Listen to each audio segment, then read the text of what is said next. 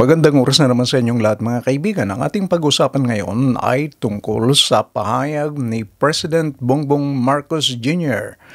tungkol sa inihain na petition sa Supreme Court na ang 2025 GAA ay unconstitutional o hindi naayon sa saligang batas. Pero bago ang lahat, huwag niyong kalilimutan na mag-subscribe sa ating channel. Please like, comment, and share. Pakiclick na rin ang notification bell para hindi niyo makaligtan ang ating mga bagong video. Balik sa ating topic. Sa pakipag-usap ni President Bongbong Marcos Jr. sa mga reporters, sinabi niya na ayon sa Solicitor General, matatag daw, solido ang pagiging constitutional ang General Appropriations Act ng 2025.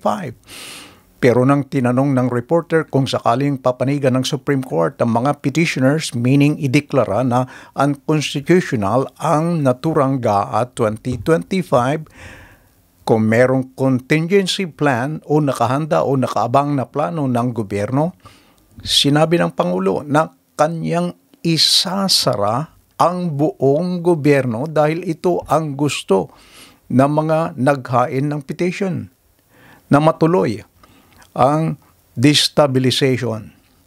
Mga kaibigan, panoorin natin si President BBM. Yes. May we have your reaction dun sa pinailang unang challenge before the Supreme Court ni former ES Vic Rodriguez?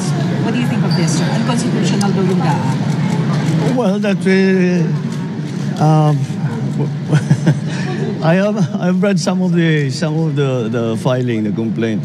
Well, the Solzhen, of course, will be the ones who will argue for the government. And he tells me, Solzhen Maynard tells me that we are on a solid footing in terms of constitutionality.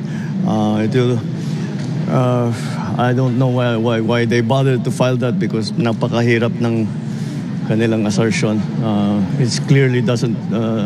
well, anyway, it's not for me to make the argument. We'll let the Solzhen make the argument before the Supreme Court, and we're very confident that our case is strong. Pero just in case lang, sir, na pumabor, not in favor of the admin, yung decision ng Supreme Court, meron po ba tayong contingency? No. We shut down everything. I guess that's what they want. They want the government to cease working. So yung matuloy yung kanilang mga destabilization na ginagawa.